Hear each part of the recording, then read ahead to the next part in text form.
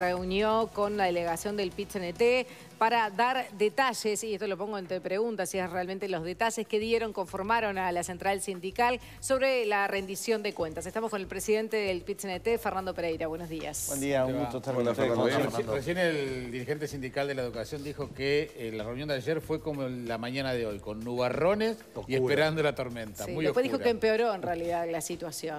Sí, es una reunión de alto nivel. Lo primero que deberíamos destacar, que casi siempre dejamos, que no es muy común en el mundo que 4 ministros y sus equipos se reúnan con una central sindical para discutir presupuestos, rendición de cuentas, leyes, políticas activas de empleo.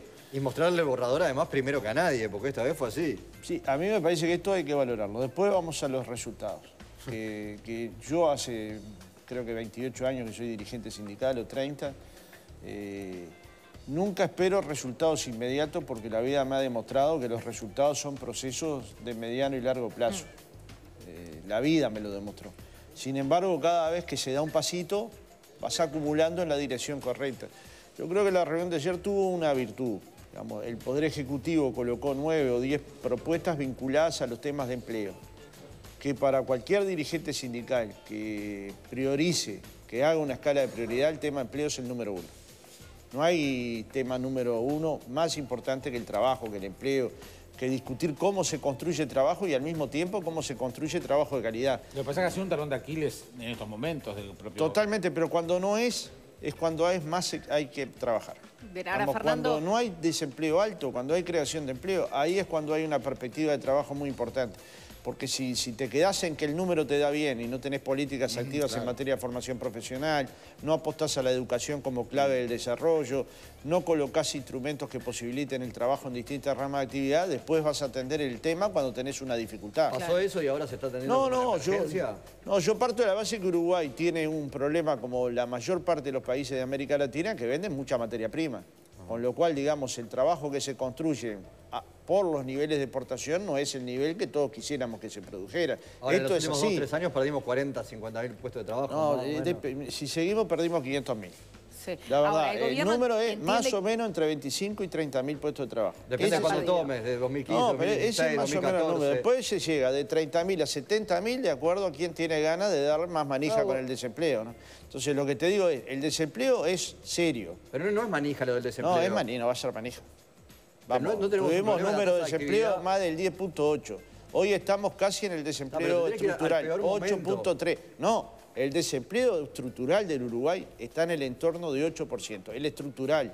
Hoy estamos en 8.3, un solo mes. Y ese mes parecía que el mundo se caía. Al siguiente mes cayó un punto, no fue noticia.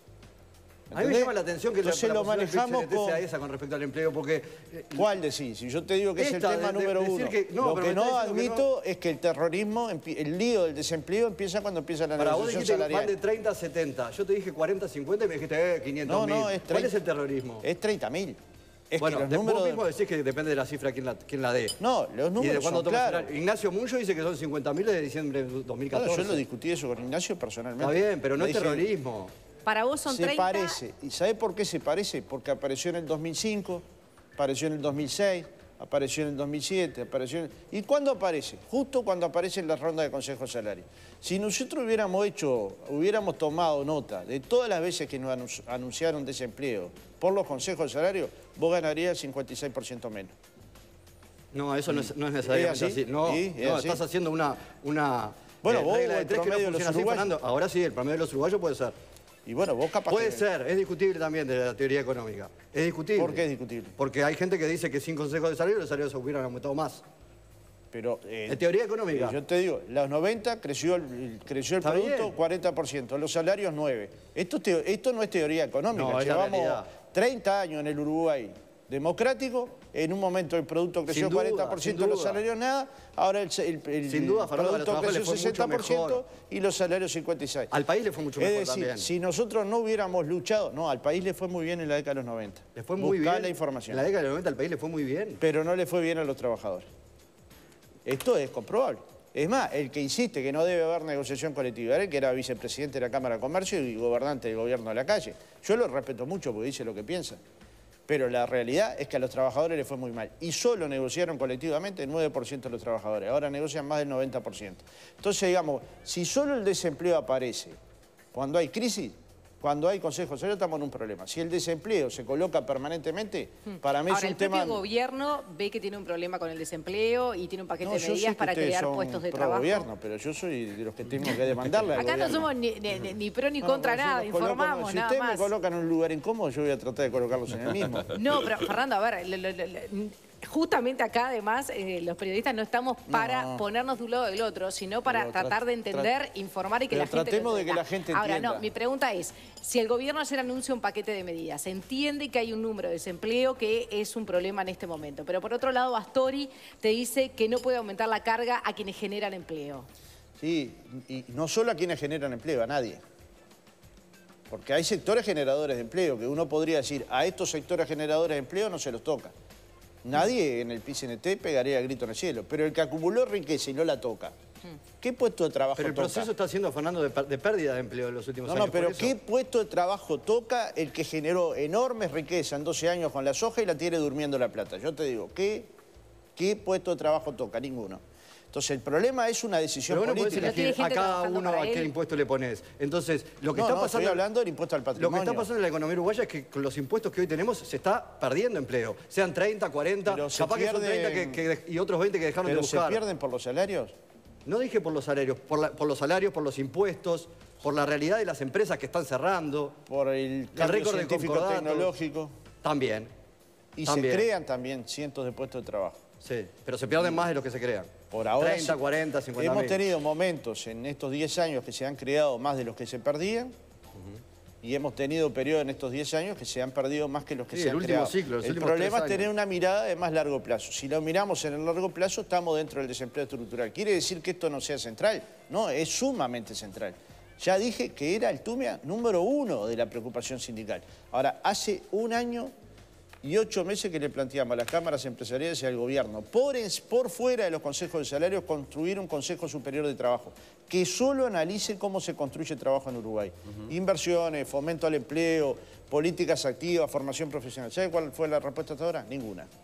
Entonces no nos pregunten a nosotros, convoquen a las cámaras empresariales y digan, ¿por qué ustedes no aceptaron una propuesta que no tiene nada que ver con los salarios? Tiene que ver cómo construir trabajo de calidad para los uruguayos. Con un problema que el avance científico todavía no se está analizando en el Uruguay y además somos bastante conservadores para entrar en esa discusión. Con lo cual el trabajo del futuro igual entra, porque hay empresarios que... Y va a pasar por arriba. Y te va a pasar por arriba. Ahí tenés a Uber. ¿Quién discuta de la formación profesional? ¿Cuál es la que precisamos? Efectivamente, con el presupuesto educativo actual, podríamos criticar a los profesores, fácil. Con el presupuesto educativo actual, ¿se pueden cubrir las demandas formativas que requiere el trabajo del futuro? Yo ya respondo que no. Pero todos respondemos que no. ¿Ustedes leyeron los proyectos educativos de los partidos políticos y de UDU 21? Ahora, háganles la pregunta, ¿con cuánto se financia esto? Ninguno de esos proyectos se financia con menos del 6% del producto. No. ¿Ustedes conocen algún país que invirtiendo 5% del Producto Bruto tenga resultados educativos? No, son de 6 para arriba. Todos de 6 para arriba. Entonces, no es tan incoherente lo que plantea el movimiento sindical. A veces se caricaturiza, como Bogue lo hace muy bien, los planteos sindicales, pero acá son todos planteos sensatos. No hay nadie que diga, rifemos el déficit fiscal. No hay ni un solo dirigente del sindical. Pero ellos dijeron que la prioridad iba a ser la educación. Sí, pero es una prioridad. No se va a llegar al 6%. Sos maestra, te recibís de maestra, querés estudiar magisterio y tu salario va a ser 24.000 pesos nominales los primeros 4 años y yo te pregunto, ¿agarrás para magisterio? El déficit de magisterio que hay. En este país, igual te digo, agarres para donde agarres, no hay tanta diferencia. Depende de lo que quieras hacer. Capaz que sí, si haces otro tipo de carrera que no es la que no te gusta, no servís para eso. Si después de 28 años de trayectoria, es decir, cuando te estás por jubilar, tenés 60% más que esto, ¿verdad? Un poco más de 60%, hacé el cálculo y vas a ver que no es la profesión, digamos, que fajándote todo. Entonces, ¿qué tiene que hacer el maestro? Doble cargo. Los profesores acumular 60 horas, auxiliares que cocinan para 500 niños, un auxiliar para limpiar una escuela de 300 o 400 niños. Esto se llama magia. O sea, si querés construir educación tenés que salir de la magia para pasar a los temas concretos. Yo digo que puede haber muy buenos proyectos educativos, cada carrera, las maestras tienen pero una son responsabilidad inaplicables. increíble y los enfermeros también, y está la vida de los pacientes que se hacen algo mal. Lo mismo, no hay si tanta me llevas para diferencia el lado a de veces. la salud, te voy a decir lo mismo. Lo mismo, los sueldos son así y tienen una tarea también muy importante por delante. Pero más allá de eso, lo que te decía Pablo, ¿qué dijo Astori? Es que nos vamos convenciendo que la única manera de competir en el mundo es con bajos salarios. Contrariamente a lo que piensan los países nórdicos, contrariamente a lo que piensan en los países europeos centrales, contrariamente a lo que piensan muchos países que aplican unas políticas diferentes. Tienes buenos salarios, mercados internos potentes, políticas formativas que implican que la mayor parte de la para allí es donde se debería ir. Ahora, para mí sí. ¿Cómo hacerlo? ¿Qué dijo Astori? Bueno, Astori dijo que no va a aumentar los impuestos, con lo cual claramente esta es una importante diferencia. No quiere decir que nosotros propusiéramos, a ver, no estamos proponiendo la revolución impositiva. No vayas a creer que proponíamos volver a los impuestos que tenían antes. Es decir, no vayas a creer que estábamos proponiendo la revolución de los impuestos. Ahora, nos hemos creído en el Uruguay, o nos han hecho creer, que es lo peor, que hablar de impuestos es el pecado original. Y yo miro la Biblia, y no me aparece en ningún lado que el impuesto sea el pecado original. No, lo que pasa es que la Biblia es la promesa electoral. Sí, Fernando, pero está bien. Propio Frente Amplio pero vos prometiste dos cosas, tender al 6% y vas a llegar al 5 por 1 y no cobrar impuestos. Entonces yo te digo, ¿a dónde vas a poner tus fichas? ¿Al sector más poderoso de la sociedad o a los 600, 700 mil alumnos que van a la escuela y que son el futuro, a la escuela o al liceo son el futuro? Astori no lo va a hacer por ponerle al sector más poderoso de la sociedad, lo hará realmente porque cree que poner más impuestos va a afectar a los más débiles. Yo no le estoy adjudicando eso, porque además lo conozco, no le estoy adjudicando esa intención. Digo que tiene dos promesas para cumplir. Yo me volcaría a cumplir la del 6% del PBI. Astori obviamente se volcó a la otra. Si no lo hace no es para dejar más contento a esa población más rica, sino porque cree que va a afectar a la población más pobre. Bueno, nosotros creemos que no, si no, no lo propondríamos. No, está claro, sí, está claro. Tenemos un número de asesores importantes que consideran que no. Bueno, ahora quedan dos escenarios para discutir fuertemente. Uno está vinculado a las políticas de empleo. Ya le dijimos desde ya que el PIT-CNT está dispuesto a participar en cuánto ámbito se construya tripartito, bipartito para fomentar el empleo en Uruguay. Sin ningún prejuicio, sin obviar ninguna discusión de política de empleo. Y en el segundo espacio fíjense, si habrá contradicciones en los procesos uruguayos, que para que el gobierno construya la rendición de cuentas, el proceso institucional primero tiene que construir el proceso presupuestal, después lo tiene que hacer coincidir con su gabinete de gobierno, después lo tiene que compartir con su bancada parlamentaria para luego negociar los salarios con 60.000 trabajadores de la educación. Ergo, te quedan con suerte 16, 17 días para discutir el salario en la educación simplemente de 90.000 contratos laborales.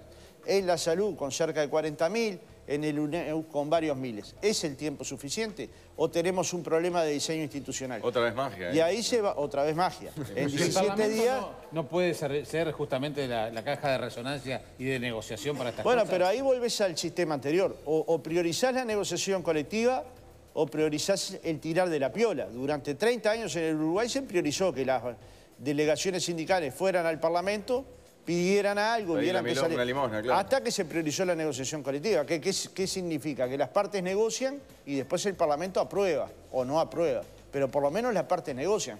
Yo lo que veo es que el Uruguay tiene que pensar un diseño institucional que tome las dos cosas en cuenta.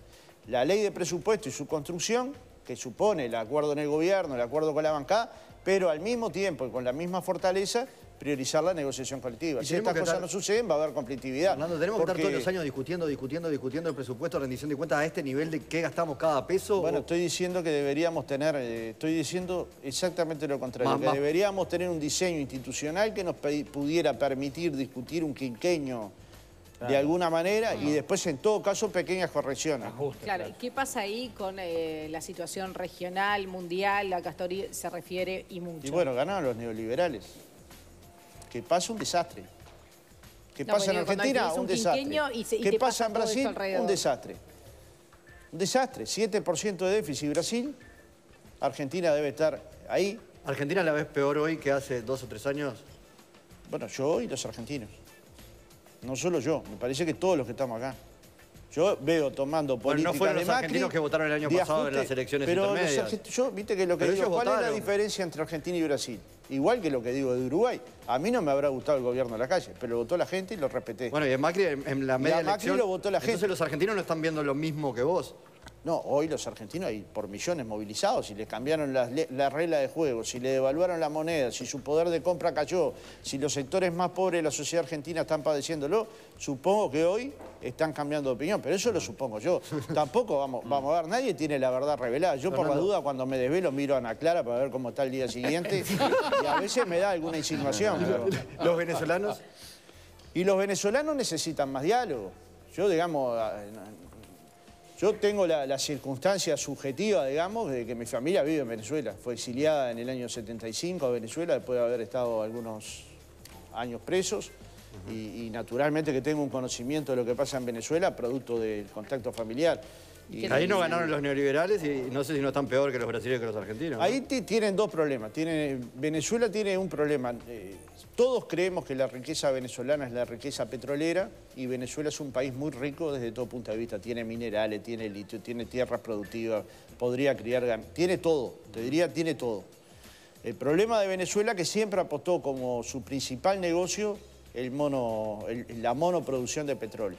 El segundo problema es que tiene un fuerte hackeo Venezuela de la comunidad internacional, porque digamos, problemas democráticos en América Latina, si lo quisiéramos llamar así... Como se está promoviendo la suspensión en la OEA, entre otras cosas. Bueno, pero Honduras, fíjense, se suspendió una elección del que iba perdiendo, terminó ganando. Nadie reconoce ese resultado electoral, nadie. Fernando, ¿no hay problemas propios del sistema, del chavismo, del madurismo, del sistema económico? Sí. Yo parto de la base de que si yo compartiera el 100% de las políticas de Maduro, empezaría diciendo, no comparto el 100%, pero ningún miembro del secretariado ejecutivo comparte el 100% y todos los miembros del PIT-CNT saben cuál es mi opinión. El problema es el siguiente, que cuando un país está hackeado o casi bloqueado, tiende a tener políticas defensivas. Ahora, yo leí a Óscar Botinelli, supongo como ustedes, todos sabemos que es una persona sensata, objetiva y correcta, y dice que hay pocos sistemas electorales en América Latina que tengan el nivel de transparencia del venezolano. Y lo votaron 9 millones de personas. 6 de las cuales votaron a Maduro. Es decir, que él tiene una cantidad...